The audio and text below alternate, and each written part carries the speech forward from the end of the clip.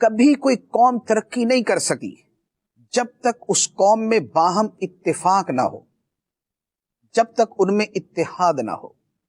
جب تک لوگ ایک دوسرے کی ٹانگیں کھینچتے رہیں گے،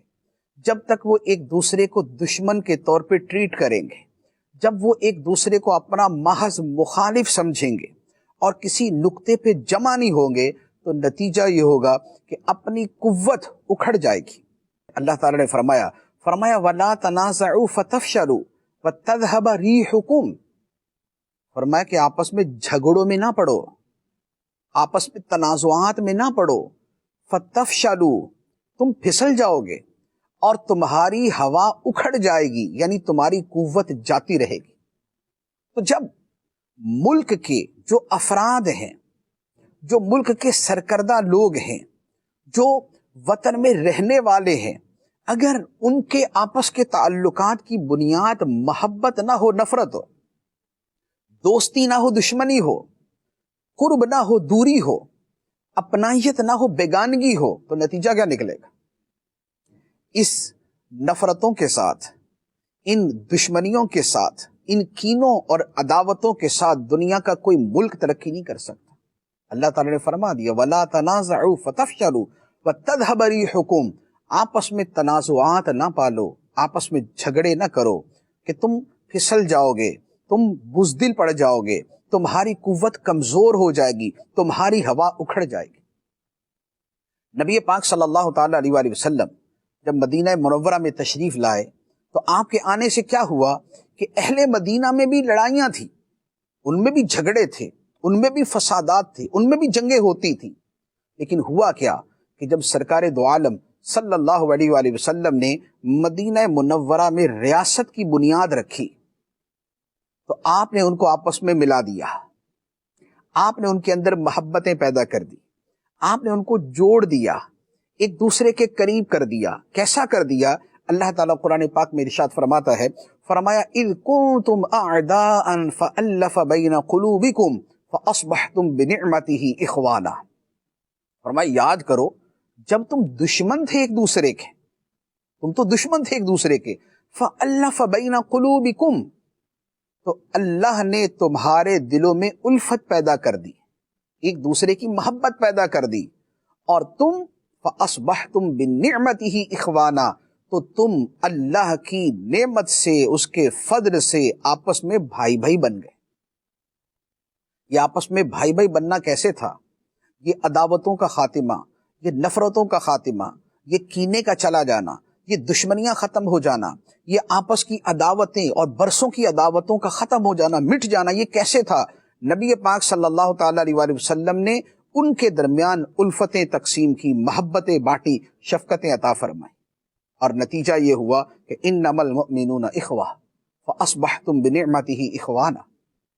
حدیث مبارک میں نبی پاک صلی اللہ تعالی علیہ وآلہ وسلم ارشاد فرماتے ہیں المؤمن للمؤمن کالبنیان یشد بعضہ بعضا، فرمایا ایک مومن دوسرے مومن کے لیے ایسے ہے جیسے ایک عمارت ہو جس کا ایک حصہ دوسرے حصے کو مضبوط کرتا ہے۔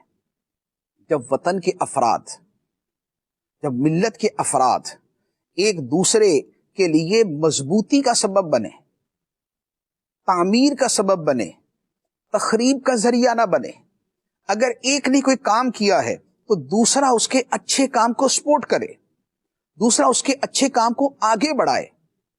تو پھر ملک ترقی کرتا ہے۔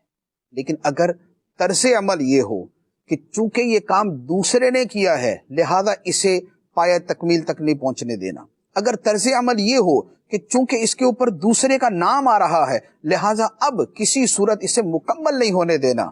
اس کا مطلب یہ ہوا کہ جو ذاتی سوچ ہے یا جو عداوت ہے وہ اجتماعی سوچ پر اور وہ وطن کی محبت پہ غالب آ گئی۔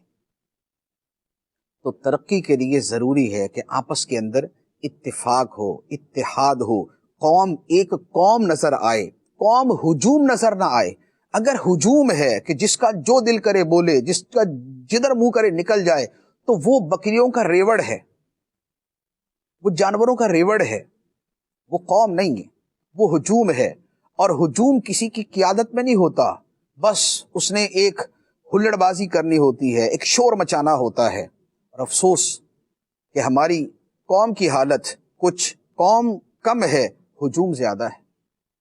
ہمارے ہاں یہ کینے، عداوتیں، دشمنیاں، بیگانگیاں، اجنبیت، ایک دوسرے سے دوری، یہ زیادہ ہے۔ محبت، الفت، پیار، اپنائیت یہ کم ہے۔ اور اس کی وجہ کیا ہے؟ وجہ یہ ہے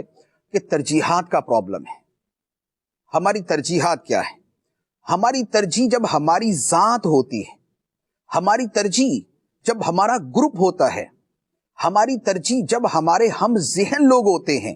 تو پھر ہم کسی دوسرے بندے کو برداشت نہیں کرتے، پھر ہم کسی دوسرے گروہ کو برداشت نہیں کرتے، پھر ہم کسی دوسرے گروپ کو برداشت نہیں کرتے، پھر کسی دوسری سوچ والے کو برداشت نہیں کرتے۔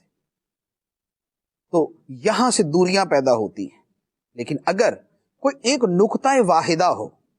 کوئی ایک نقطہ مشترکہ ہو کہ اس پر اتفاق ہو، اور وہ کیا ہے؟ وہ ہمارا وطن پاکستان۔ اپنے تمام تر اختلافات کے باوجود اگر اس ایک نقطے پر پورا اتفاق ہو، اور زبانی نہیں، عملی، قولی نہیں فعلی، ظاہری نہیں حقیقی، یہ اتفاق ہو کہ ایٹ لیسٹ جو شے پاکستان کے لیے مفید ہے، جو ہمارے وطن کے لیے بہتر ہے، وہ ہم کریں گے، اور اگر ہمارا دشمن بھی کرے گا تو ہم اس کی مدد کریں گے۔ اگر اس اتفاق کی سوچ کے ساتھ، اس اتحاد کی سوچ کے ساتھ چلیں گے تو یقین کیجئے کہ پاکستان کا دن دگنی رات چگنی ترقی کرنا مشکل نہیں۔ لیکن اگر کسی کو چلتے کی راہ میں ٹانگ اڑانی ہے، اگر کسی کے بنے ہوئے کام کو بگاڑنا ہے، اگر کسی کے آخر تک پہنچے ہوئے کام کو دوبارہ بنیادوں تک لے کے آنا ہے، اگر اس سوچ کے ساتھ چلنا ہے تو پھر کوئی ترقی نہیں۔